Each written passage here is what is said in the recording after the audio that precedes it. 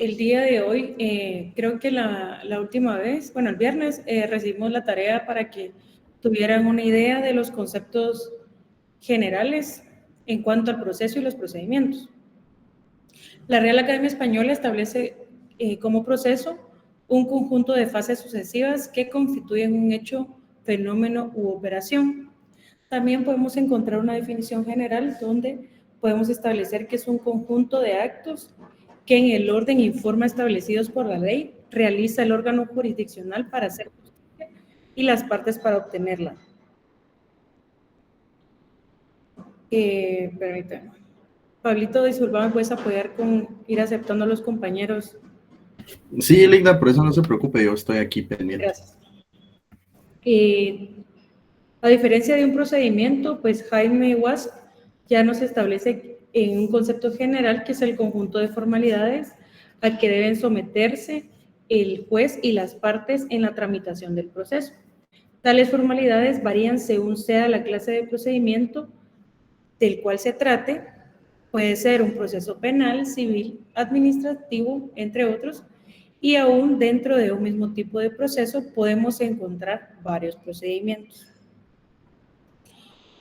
Cuando hablamos de que son esas formalidades que deben someterse el juez y las partes en la tramitación del mismo, tenemos que entender que son los requisitos que nos establece cada procedimiento en la ley.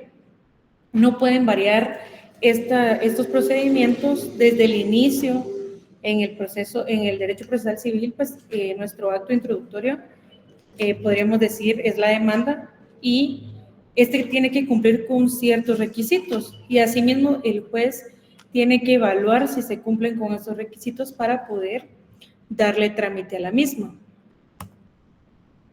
Yo les clasifiqué acá una historia breve del derecho procesal en Guatemala. Comúnmente se estudia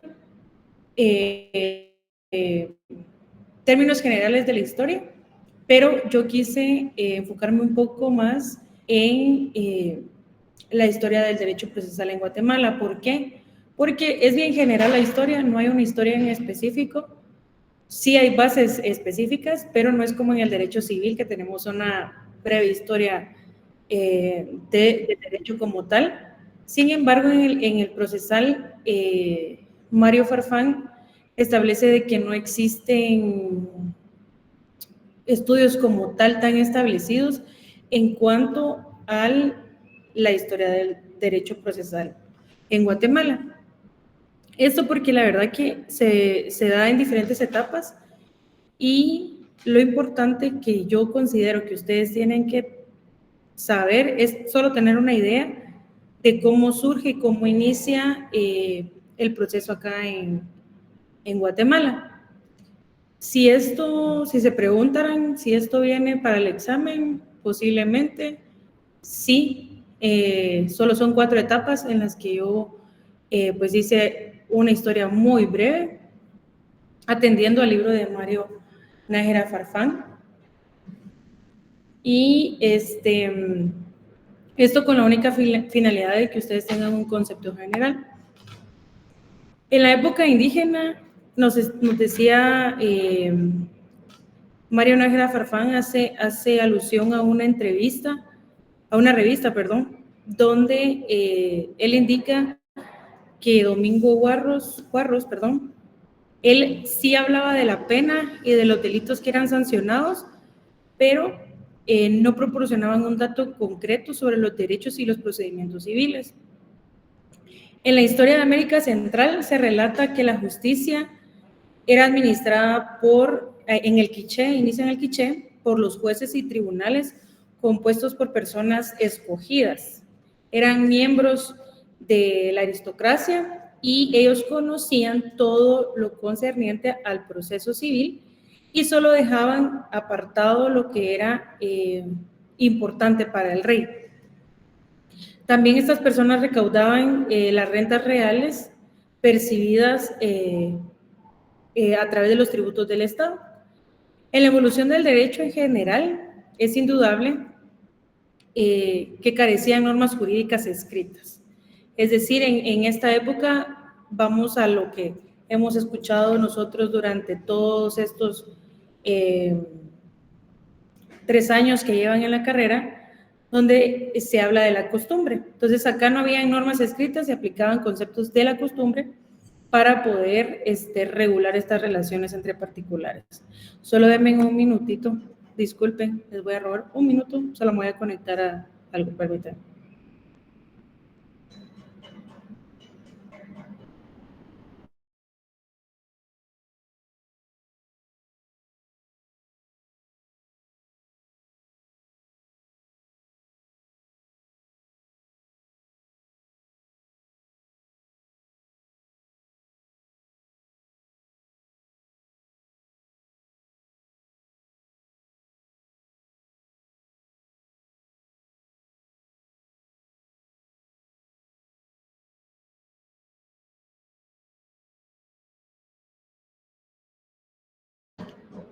Bueno,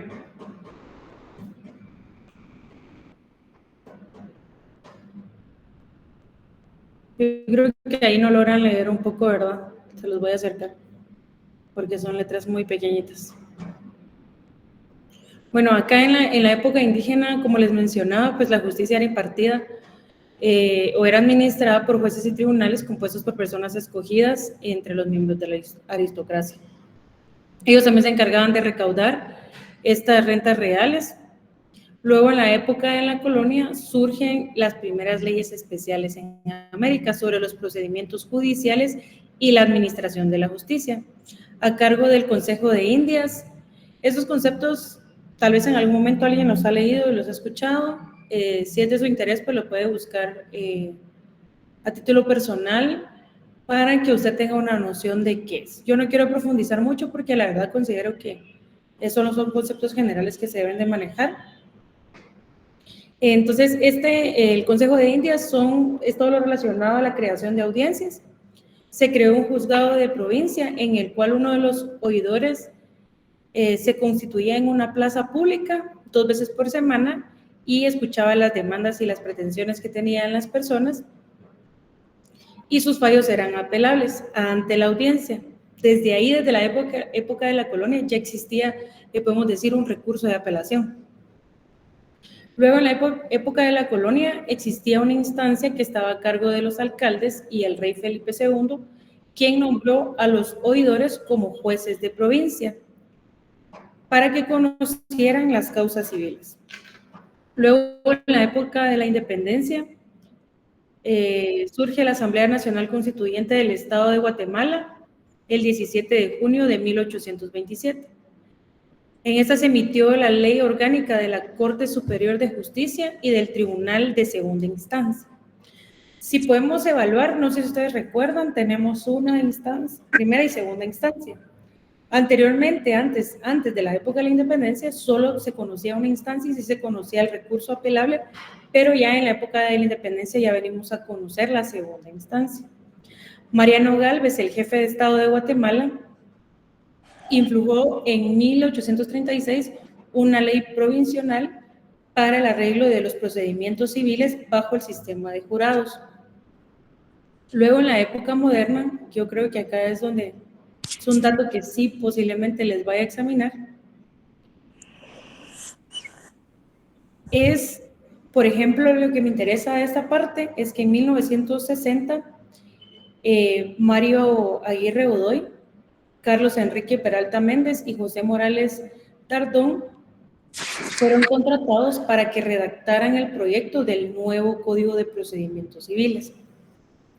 Eso es importante porque cuando uno lee el libro de Mario Farfán, él establece y dice, no es solo agarrar como ahora lo hemos visto en el Congreso, que solo agarran una ley, se inventan un procedimiento y dicen, bueno, démosle, publiquémoslo.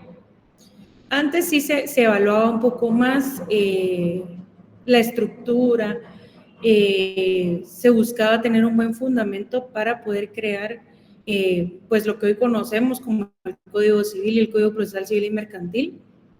Esto con la finalidad de que sí profundizaban en qué consecuencias pudiera tener, qué era lo que se buscaba regular, porque ustedes se han dado cuenta que hay muchas leyes ahora que son vigentes, pero podemos decir que no son positivas, porque tal vez no son aplicables o realmente no cumplen con el objeto que fueron creadas, porque solo establecieron el procedimiento como tal de la noche a la mañana, si lo podemos decir.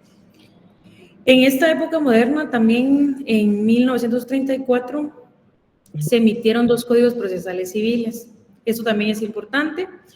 El que entró en vigor el 15 de septiembre de 1934 con el nombre de Código de Enjuiciamiento Civil y Mercantil, y el que entró en vigor el 1 de julio de 1964. Ahorita ya le resuena esa fecha, me imagino yo, porque fueron las que vimos en la clase presencial, y es el que conocemos actualmente con el nombre del Código Procesal Civil y Mercantil, que actualmente pues nosotros nos regimos y aplicamos. Aquí Couture decía que la redacción de un código no es una obra académica, sino una obra política. No tiene por finalidad consagrar principios de cátedra, sino solucionar los problemas que la realidad social, económica, cultural y ética presenta al legislador. Es decir, ya se busca aplicar, resolver un problema como tal.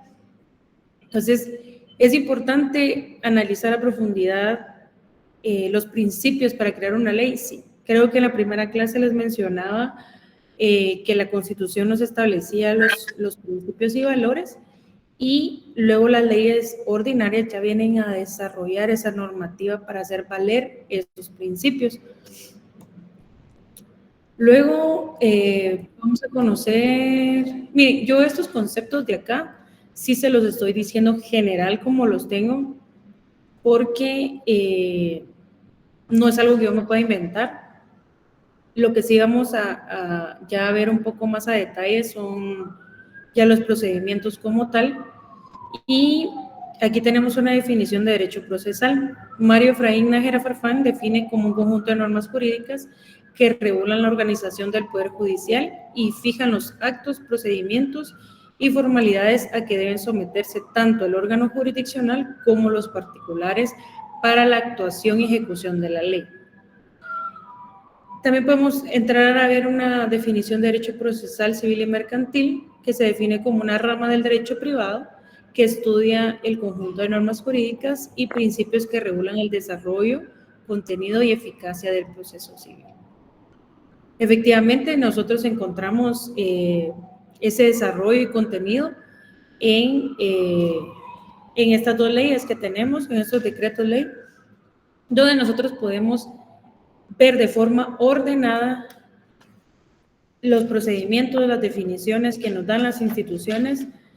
Creo que cuando ustedes lleguen a estudiar su fase privada, se les va a facilitar, eso espero, estudiar la fase privada. ¿Por qué? Porque son el Código Civil, el Código Procesal Civil y Mercantil, y todavía me atrevo a decir el Código de Comercio, tienen un desarrollo muy ordenado, tienen un orden muy lógico, donde ustedes pueden ir aprendiendo para, no solo para la fase, sino también para la vida, y ustedes poder conocer bien la ley. La verdad que son para mí las leyes ordinarias más ordenadas que existen, porque sí empiezan desde la clasificación. Por ejemplo, el Código Civil nos clasifica exactamente cómo se identifica a la persona, cómo se clasifica a la persona.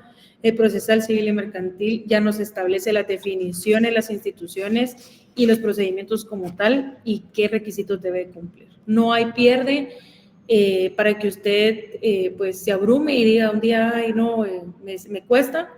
Claro, hay personas que se les facilita el área pública y a otros el área privada, pero es importante que usted tenga en mente de que algo que se le puede facilitar es el área privada, porque tiene una estructura o un orden lógico y no es como, sí es abundante, pero ordenado, a diferencia del área pública, pues es mucho contenido y considero yo que no es tan ordenado. Eso uno lo va adquiriendo, lo va viendo conforme va practicando ya en el ejercicio profesional. La estructura del Código Procesal Civil y Mercantil. Si alguien me la quiere decir, puede decir su nombre. Y la verdad que considero que si se la sabe, la pueden decir sin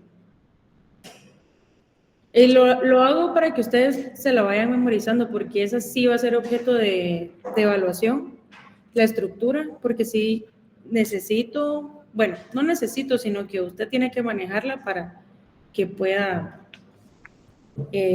manejar bien su ley. No sé si alguien quiere participar.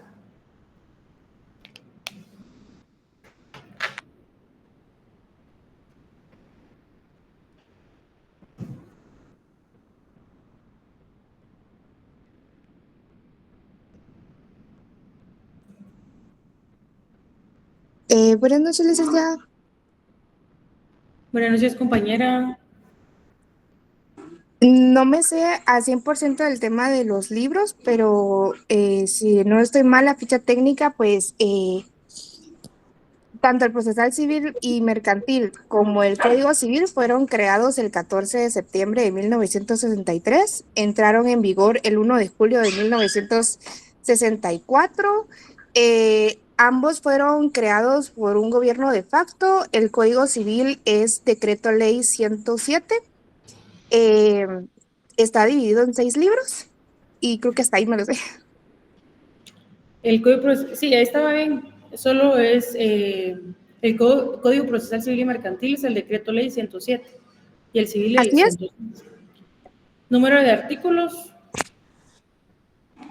Sí, Si se no estoy recuerda. mal, son 635 artículos. Correcto.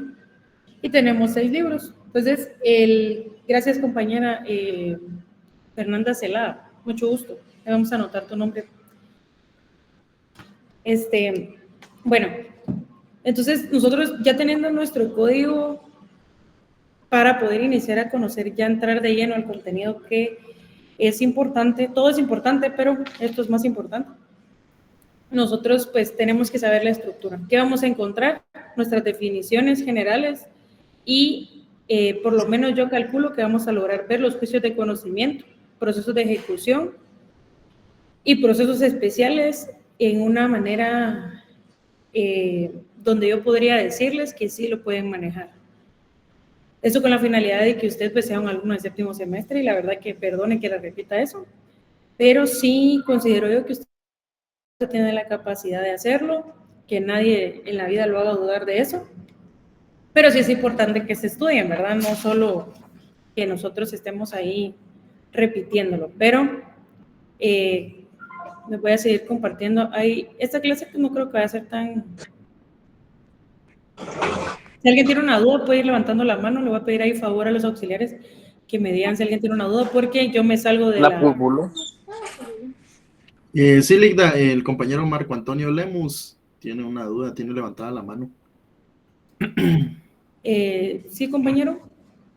Buenas tardes, licenciada. Buenas tardes, compañeros. Era para complementar la información que había pedido usted sobre la estructura, sobre el Código Procesal Civil y Mercantil. Como ya lo había dicho la compañera, pues tiene también 2 libros, tiene 16 capítulos y tiene 4 títulos, incluyendo el título primero de juicio ordinario. No sé si por ahí puedo ir la idea también. Solo repítame lo último que dijo de los libros, perdón. Ok, son los libros. Ajá. No, dije títulos. Tiene 4 títulos y un título 1 de juicio ordinario, que está hasta atrás. Perdón. Tiene, perdón, el título de juicio oral también. O sea, usted ya está clasificando de cada libro los juicios que contiene, de los juicios de conocimiento. Pues es en mi archivo que yo tengo, tengo ese dato. No, sí está bien. Miren, lo importante es, por ejemplo, ¿verdad? El libro 2 nos habla de los juicios de conocimiento y ya se clasifican ahí en juicio oral, juicio ordinario y el juicio sumario, que son los de conocimiento. Eso ya se divide, ya tienen los títulos diferentes, pero está muy bien.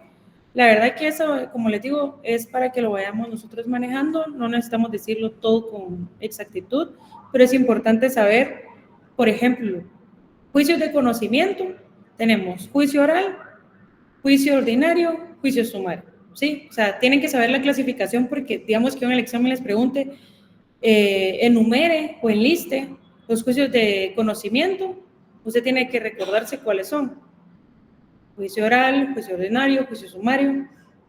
Por si yo les pregunto, los procesos especiales, ya enlistan los procesos especiales, ¿sí? Pero así de término general, ficha técnica, libro 1, disposiciones generales, libro 2, juicios de conocimiento, libro 3, procesos de ejecución. No sé si ahí estamos claros, para que no se vayan a confundir mucho, porque sí, apréndanse la ficha así, con el título del libro, y ya para cuestiones de examen sí vamos a clasificar cuáles son los procedimientos que establece cada uno de los procesos. Entonces, no sé, gracias compañero Marco Antonio Lemus por la participación. Ahí vamos a anotar su nombre. La verdad que yo sí voy a tomar en cuenta la participación, porque recuérdese que usted tiene que empezar a desarrollar también esa habilidad de poder expresarse en público. Es difícil, la verdad que créanme que a veces uno en las audiencias también se pone nervioso, incluso hasta para las clases, ¿verdad? Pero usted tiene que ir aprendiendo a soltar ese miedo de hablar en público y poder argumentar en una audiencia, ¿verdad? Porque es bien importante. Si bien es cierto, en el derecho civil usted escribe todas sus pretensiones, van en escrito, pero al momento de ir a la audiencia ya usted tiene que tener esa habilidad de poder desarrollar su argumento y fundamento legal. Entonces sí voy a tomar bastante en cuenta la participación. Yo sí trato la manera de que sea participativa, porque la verdad no lo sé todo y solo les voy a dar las bases si usted en el ejercicio de su profesión va a ir desarrollando habilidades más extraordinarias y usted va a ir acoplando las maneras, siempre basándose en ley, pero de una manera que a usted se le facilite, porque yo hablo con mis colegas y todos tenemos un criterio diferente para hacer las pretensiones. Sin embargo, si hay un orden que todos tenemos que cumplir. Entonces, gracias a los compañeros que participaron. Siguiendo acá con la presentación. No sé si ya se compartió. Creo que sí, me quiere hablar. Y licenciada, solo para comentarles sobre las disposiciones finales que también podrían ir en el código, en la ficha técnica que estábamos platicando. Sí. Las que usualmente vienen son las que entran primero antes del código prácticamente. Sí, las pueden agregar ahí como les digo yo, de la manera que a ustedes se les facilite. Lo importante es que usted conozca y sepa manejar su ley. Eso sí lo voy a tomar en cuenta. Creo que ya, no sé si la mayoría hasta ahorita ya tiene por lo menos claro o la idea de cómo debe manejar el subrayado de su ley, porque si considero yo, miren, no se vayan a estresar tampoco, que yo le voy a revisar el código y si usted no lo subrayó, pero sí quiero tomar en cuenta que usted maneje la ley, porque es importante que usted lo aprenda desde ahorita, para que usted en sus privados ya tenga la noción, una dirección. Si se mete a una academia, tal vez le hagan cambiar el concepto, pero por lo menos usted manejar la ley ya va a poder. Entonces sí considero yo que se debe de agregar. Gracias por la aportación ahí. Yo no sé si Sidney es hombre o mujer. El nombre. Es hombre, Sidney Leonel soy. Perdone. Sí, es hombre, le digo yo. Gracias. Es que como tiene una foto pareja, entonces dije, ¿es hombre o mujer? Pero está bien. Bueno, entonces sigamos acá, ya teniendo la idea de la estructura del Código Procesal Civil. Bueno, en nuestro programa de estudios, si usted ya lo descargó, si no se lo vamos a compartir, tenemos la acción, pretensión y excepción, que son conceptos fundamentales para todo el desarrollo de el presente curso. Bueno, como acción, si usted lo quiere anotar, es la facultad que tiene una persona de presentar una demanda explicando sus pretensiones ante los órganos jurisdiccionales, o es el poder jurídico de hacer valer la pretensión. Si ustedes recuerdan, en el artículo 28 de la Constitución establece el derecho de petición. Es un principio fundamental, o sea, usted como persona individual o las personas jurídicas tienen ese derecho de acudir ante un órgano jurisdiccional o ante la autoridad a solicitar lo que usted considere. Pues es un artículo constitucional. Sin embargo, acá en el procesal civil es importante que usted tenga el concepto general de acción. Esta se le atribuye a una persona, tanto individual como jurídica, de poder ir y presentar su demanda. Claro, esta demanda debe de cumplir con requisitos para que pueda ser admitida ante la autoridad competente o el órgano jurisdiccional competente. En términos de procesal civil, serían órganos jurisdiccionales en materia civil, en materia de familia.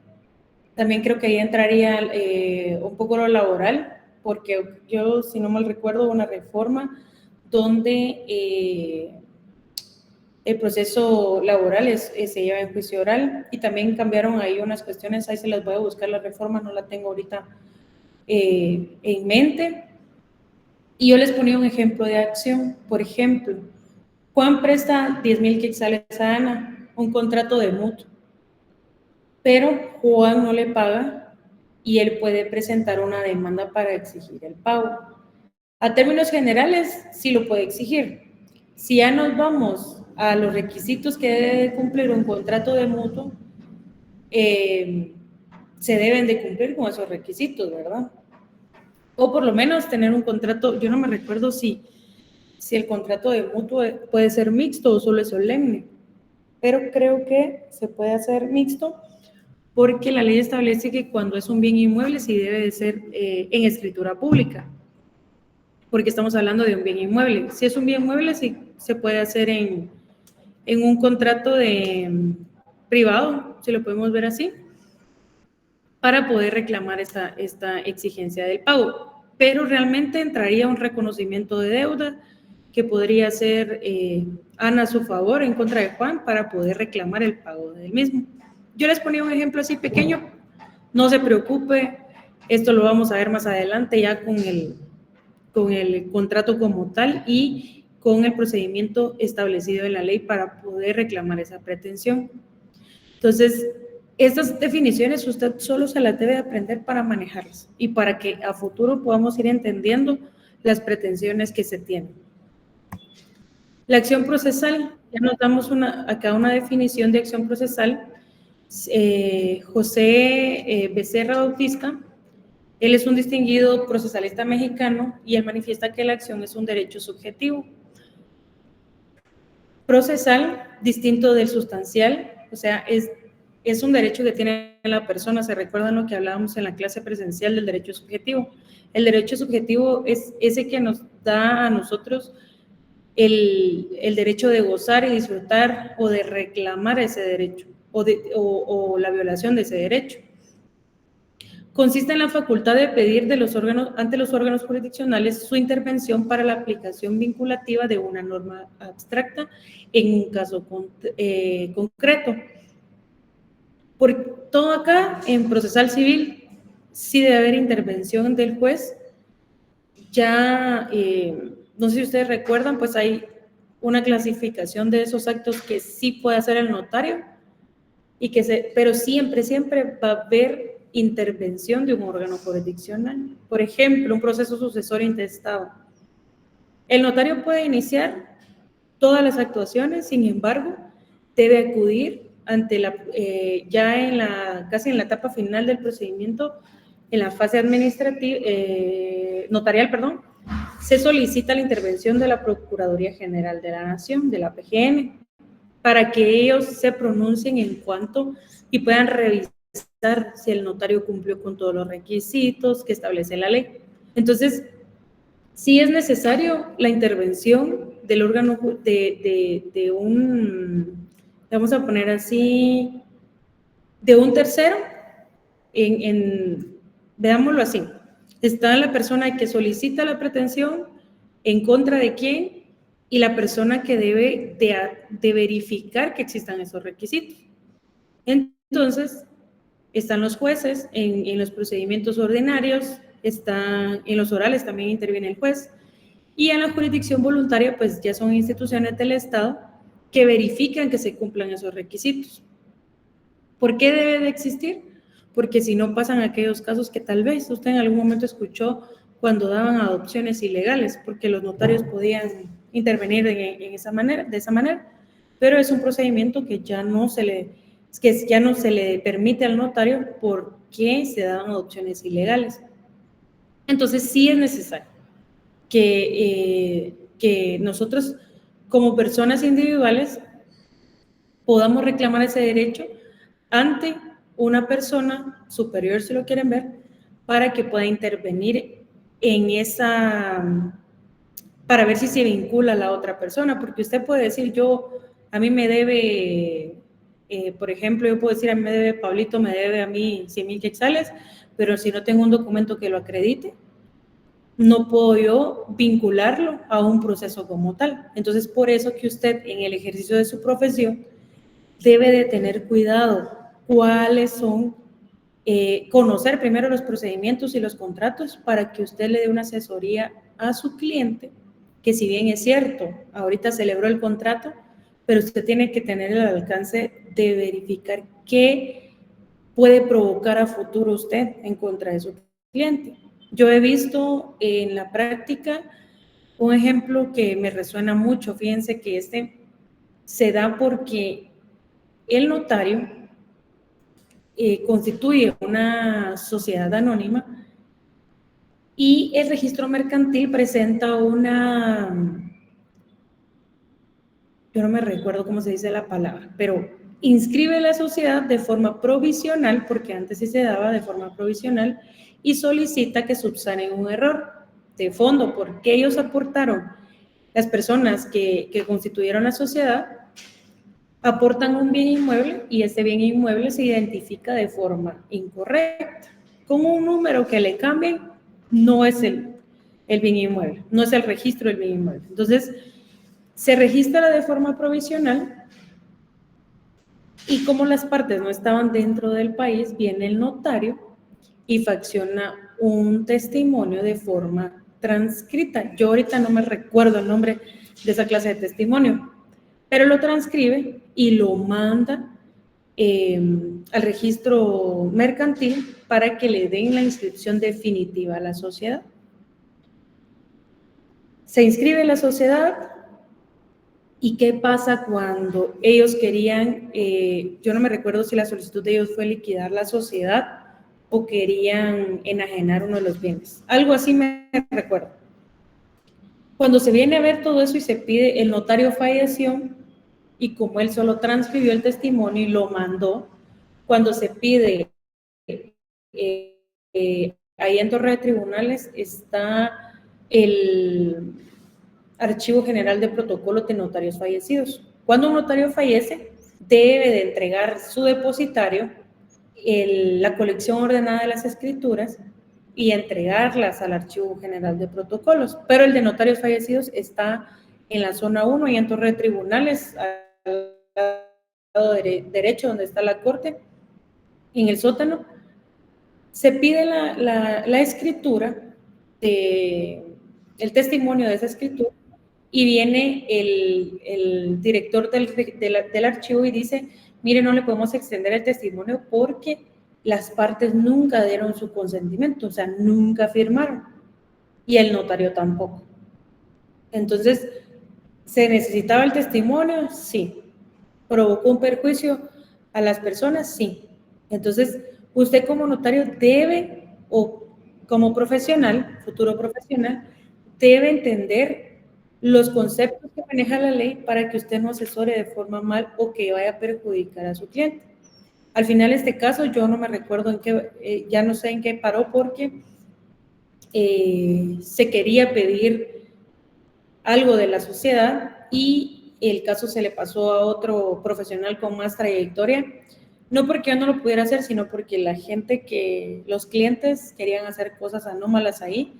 Y la verdad que uno no se debe prestar para eso. No le estoy diciendo que no pasa en el ejercicio de la profesión, pero sí suele pasar. Entonces, yo la verdad quise abstenerme de seguir viendo ese caso y se lo dieron a un licenciado de renombre en la facultad y a veces me dan ganas de preguntarle qué pasó. Pero a lo que voy con esto en específico es de que sí hay cosas que provocan un daño a futuro, un perjuicio a futuro, que tal vez nosotros no lo vemos, pero tenemos que buscar la manera del principio notarial donde se le da forma a la voluntad de las partes. Pero ¿cómo se le da forma? Usted busca que ante la voluntad o el deseo de los clientes, usted va a buscar esa figura que se acople más a la voluntad de los clientes. No porque el cliente le diga que usted haga tal cosa, usted lo va a hacer. No, usted tiene que buscar moldear esa voluntad a lo que la ley establece, a lo que la ley permite, con ánimo de poder garantizar a futuro que no se provoque un perjuicio a las personas, porque pasan estas cosas y las personas, pues imagínense una sociedad, creo que esa tenía 20 años aproximadamente, y le viene a causar un gran perjuicio, pero eso también les digo, el karma bueno y malo existe, porque ellos incorporaron el bien inmueble que lo habían hipotecado con la finalidad de que no pudieran hacer el reclamo de ese bien. Entonces al final no sé si se los habrán quitado, ya no sé qué pasó, pero sí hay que tener cuidado. Bueno, para entender un poco la acción procesal, nuestro Código Procesal Civil y Mercantil sí nos establece la capacidad procesal en el artículo 44. Si usted tiene su ley, lo puede ir a leer y nos establece que la capacidad procesal tendrá capacidad para litigar las personas que tengan el libre ejercicio de sus derechos. Las personas que no tengan el libre ejercicio de sus derechos no podrán actuar en juicio sino representadas, asistidas, autorizadas conforme a las normas que regulen su capacidad. Si usted recuerda, en civil nos establece que hay personas capaces, incapaces, y los incapaces deben actuar a través de sus representantes. Personas jurídicas, tenemos ahí, aquí tengo una anotación. Sí, las asociaciones o los comités, el Estado a través de la Procuraduría General de la Nación. Entonces, tenemos capacidad procesal, si usted le quiere anotar ahí en su ley. Capacidad procesal serían civilmente capaces, civilmente incapaces a través de sus representantes, personas jurídicas o ellos también a través de sus representantes, las asociaciones y comités también a través de sus representantes y el Estado a través de la Procuraduría General de la Nación. Estas personas pues pueden intervenir en un proceso o pueden ser asistidas, porque recuérdese que yo puedo ser civilmente capaz, pero si no tengo el tiempo, puedo acudir a una forma de mandato, ya sea judicial, especial, general, dependiendo cuáles sean el derecho que yo quiero reclamar y las atribuciones que yo quiero conferir a través del mandato. Y el artículo 61 que nos establece el escrito inicial. Por ejemplo, si usted quiere iniciar una demanda, usted va a ir al artículo 61 y va a leer lo que establece el escrito inicial. Si usted me dicen, si no voy muy rápido, si están en el código, porque hay anotaciones que les pueden servir. La primera solicitud establece la ley que se presenta a los tribunales de justicia contendrán lo siguiente: designación del juez o tribunal a quien se dirige. No les puse un ejemplo de un memorial ahorita porque en la siguiente clase, yo sí quiero, bueno, cuando sea presencial, voy a llevarles un casito y vamos a establecer estas partes que debe llevar el escrito inicial.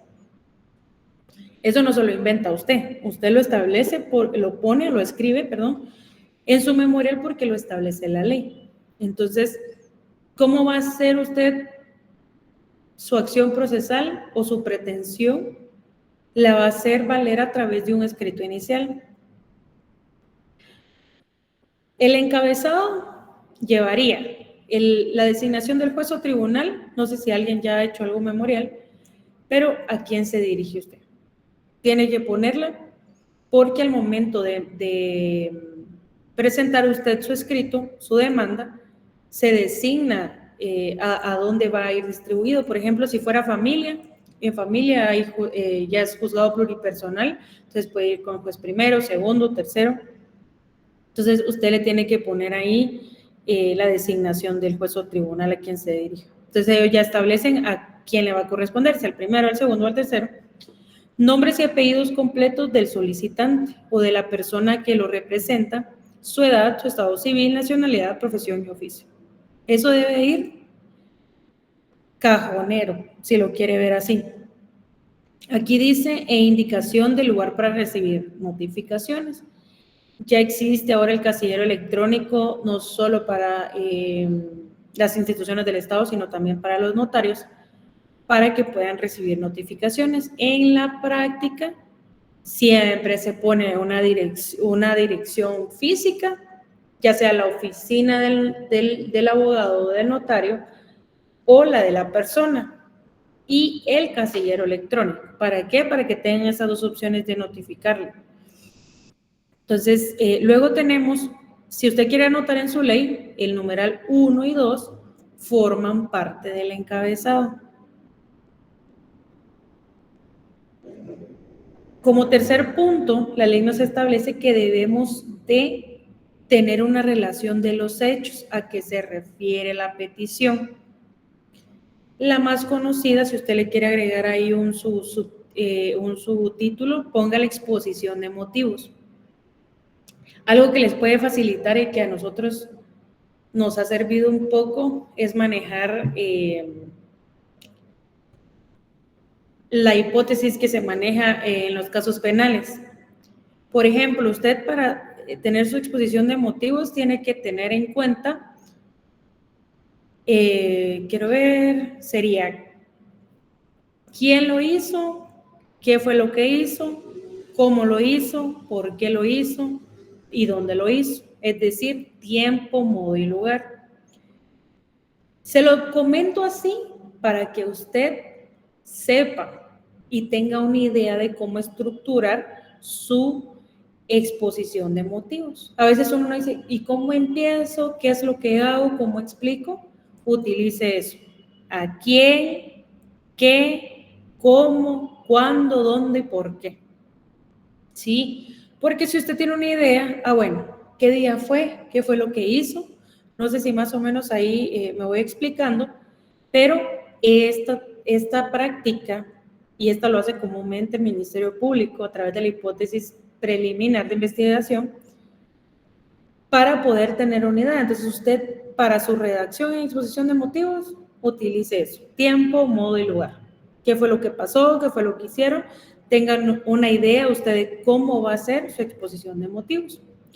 Luego la ley establece el numeral 4, le puede poner ahí el título, derecho sustantivo, es decir, el fundamento de derecho en que se apoya la solicitud, citando las leyes respectivas. Luego dice el quinto, nombre, apellido y residencia de las personas de quienes se reclama un derecho. Si se ignora la residencia, se hará constar. A diferencia del penal y civil, aquí sí es importante que se pueda colocar una dirección si usted conoce, porque a diferencia en la práctica penal, el Ministerio Público busca en todas las instituciones, pero como un abogado no tiene acceso a todas las instituciones, o sea, sí puede acceder, pero es más burocrático. En cambio, en el área penal, el Ministerio Público solicita información a cualquier institución y los puede emplazar por 30 minutos que le mandan la información. Entonces, acá, en procesal civil, sí nos establece que es importante poder establecer esos datos de la persona que uno, en contra de quién va a ser la pretensión. Luego tenemos el numeral 6, la petición en términos precisos. Por ejemplo, lo hace de una forma resumida. Si usted va a pedir que se fije una pensión alimenticia, en su petición iría, por ejemplo, que se tenga como lugar para recibir citaciones y notificaciones el lugar señalado en la parte del encabezado.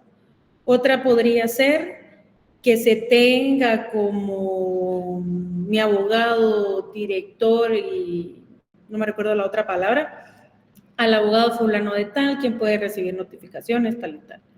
Otra sería la más importante ahí, considero yo, que sería que usted resuma de su exposición de motivos esa petición precisa. O sea, por ejemplo, que se fije la pensión alimenticia a favor de la menor, tal y tal, por la cantidad de tal. Entonces, ya lo resume, pero tiene que ponerlo.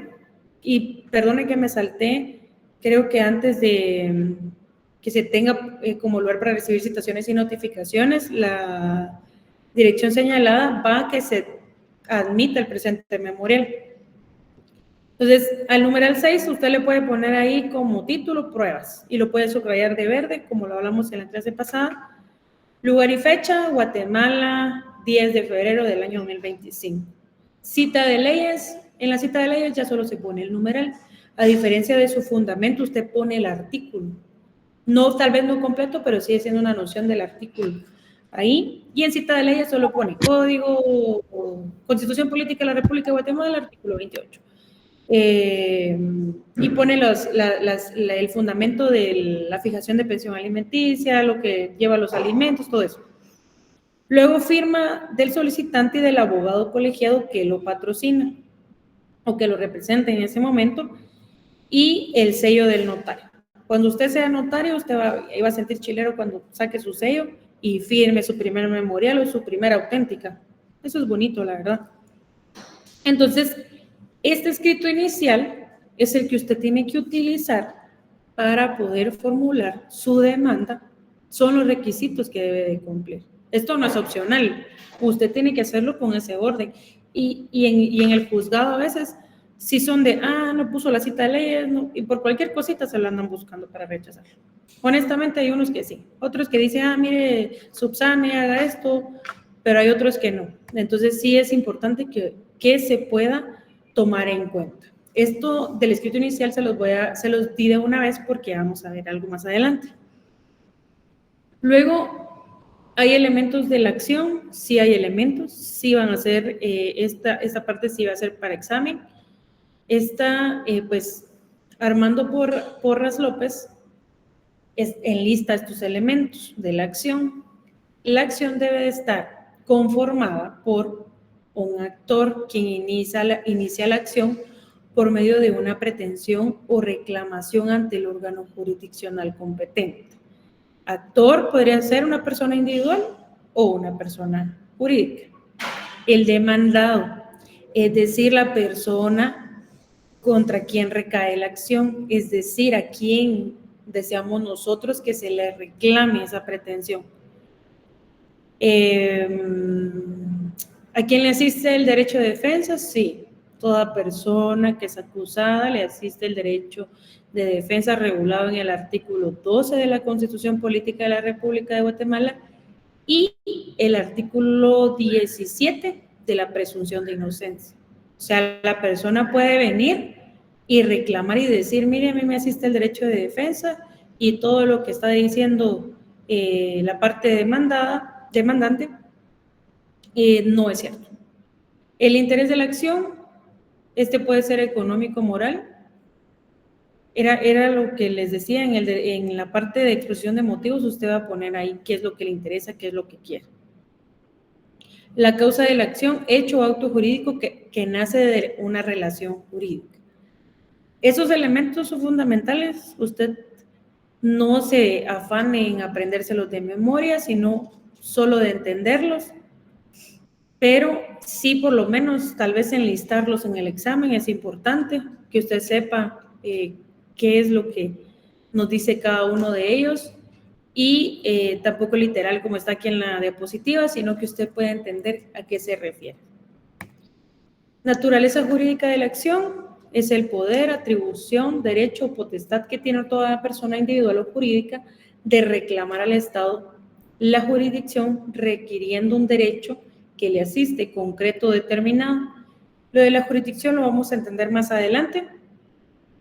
Y nos establece que es la pretensión para obtener como resultado del proceso, el cual termina mediante la solución de la controversia planteada ante el órgano jurisdiccional por intermedio de la sentencia pegada a derecho. O sea, la naturaleza jurídica de la acción solo es el poder, atribución y derecho que tiene una persona de reclamar ante el Estado que se pueda verificar o ver esa pretensión que él tiene. ¿Y cuál es el resultado que tiene? Una sentencia o el resultado de una controversia. No todos los procesos terminan en una sentencia, sino que se pueden resolver en una conciliación, dependiendo del tipo de proceso, para que se pueda terminar la controversia planteada. Esto no va a ser objeto de examen, porque la verdad que es algo complejo, hay que estudiar muchísimo para poderlo comprender, pero eso no va a ser objeto de examen. Y luego tenemos la pretensión. Cuando usted va a accionar ante un órgano jurisdiccional, lleva una pretensión. ¿Sí? ¿Qué es lo que quiere la persona? ¿Qué busca la persona? ¿Qué es lo que quiere obtener de esa pretensión? De esa acción, de acudir al órgano jurisdiccional. Yo conocí un caso donde las partes que eran víctimas presentan denuncias en diferentes entidades con la finalidad de que no se pudiera resolver el caso. Entonces, sí se tiene que tener en cuenta que no se puede jugar con eso porque hacen perderle recursos al Estado, hacen perder tiempo, y sí deben de tener una pretensión que sea objetiva y válida y no como lo usan ahora, que solo es para andar ahí, dirían en el pueblo, tapándole el ojo al macho, ¿verdad? Para que no se pueda saber lo que hay en el trasfondo de algún acto. Entonces, sí es importante que se tenga clara la pretensión, sí. En algunas definiciones, Mario Chacón Corado señala que la pretensión es la reclamación o solicitud que hace un sujeto activo contra un sujeto pasivo. Sujeto activo, nuestro demandante, y nuestro sujeto pasivo, el demandado, y que debe de resolverse por un órgano jurisdiccional. Esto no quiere decir que no se puedan resolver cosas fuera de un órgano jurisdiccional, pero principalmente es el órgano jurisdiccional que resuelve estas controversias. También nos establece una solicitud que una persona hace ante un órgano jurisdiccional pidiendo que se reconozca o se declare un derecho o el cumplimiento de una obligación. Un ejemplo corto, la fijación de pensión alimenticia. Por ejemplo, tengo aquí, les puse un ejemplo yo, Brenda acuerda la construcción de su casa con la desarrolladora Urbania, pero dicha desarrolladora no cumple con la construcción de su casa. El artículo 337 establece las obligaciones de hacer, es decir, ella solicita el servicio, paga por el servicio y no le construyeron su casa. Entonces ella puede solicitar ante el órgano jurisdiccional que dos cosas, que hagan la construcción de su casa o que le paguen los daños y perjuicios porque ella perdió, puede ser dinero o perdió tiempo esperando que le construyeran su casa. El artículo 51 establece la pretensión procesal, donde es, pues, si usted le quiere agregar ahí arriba, ponga el ejercicio es el ejercicio de la acción. Puede ser parte del proceso, quienes tengan el interés o cualquier persona individual o jurídica. La pretensión procesal se le atribuye a diferentes personas, la individual o la jurídica o quien tenga un interés en ella. No solo a la persona afectada, sino que si yo conozco, por ejemplo, yo quiero reclamar un derecho de mi abuelita porque ella no puede, no tiene conocimiento, se puede hacer. En la ley establece la pretensión procesal, es la persona que pretenda hacer efectivo un derecho o que se declare que le asiste puede pedirlo ante los jueces en la forma prescrita en este código. Y nos dice en el segundo párrafo, para interponer una demanda o contrademanda es necesario tener interés en el mismo. Bueno, entonces la pretensión no es nada más que hacer valer su derecho y poder explicar qué es lo que quiere usted. ¿Qué pretende usted con demandar a alguien? El cumplimiento de la obligación, que le paguen por ese incumplimiento, daños y perjuicios. Esa es su pretensión. ¿Qué es lo que espera usted? Si solo lo va a demandar para asustarlo, mejor no demande a nadie. Usted tiene que saber que si usted inicia un procedimiento, tiene que buscar ya sea el resultado para conciliar o para que se le sentencie a la persona. Con estas cosas no se juega. Sí se da en la práctica que ponen demandas en contra de las personas o denuncias. Hay gente que ni agota la vía civil y ya se va a denunciar al Ministerio Público por tal de asustar a las personas. No haga eso, esas son malas prácticas. Considero yo que solo hacen perder tiempo, recursos, le hace gastar a su cliente el doble de dinero y creo que hay que ser por lo menos lo más honesto que se pueda. Entonces, la pretensión es eso, esto sí lo tiene que saber manejar usted, porque es una declaración de voluntad que usted tiene ante el órgano jurisdiccional en contra de alguien, qué es lo que espera, tiene que tener y llevar explícito qué es lo que usted pretende con esa demanda. No puede solo pretender y no decir, bueno, ¿qué es lo que quiero? No, tiene que saber qué es lo que quiere. Elementos de la pretensión. La acción procesal se compone de 3 elementos, creo que ya vamos a terminar. Los sujetos quienes ejercen la acción y a quienes se dirige. El objeto, el efecto que se pretende lograr mediante la acción, era lo que les decía. ¿Qué pretende usted? Pretende que le paguen daños y perjuicios, que construyan su casa, ¿qué es lo que desea? La causa o invocación de un derecho presunto, el fundamento de la acción y el derecho que se busca proteger. Es decir, usted va a buscar lo que mencionábamos de la propiedad en la otra clase. El derecho que busca proteger es su derecho a la propiedad, que nadie venga y usurpe su propiedad, ¿sí? Entonces, tiene que llevar esa causa para que se pueda hacer valer la pretensión. Creo que vamos a dejar para la otra clase las excepciones. Las excepciones son importantes, que las debemos manejar y conocer.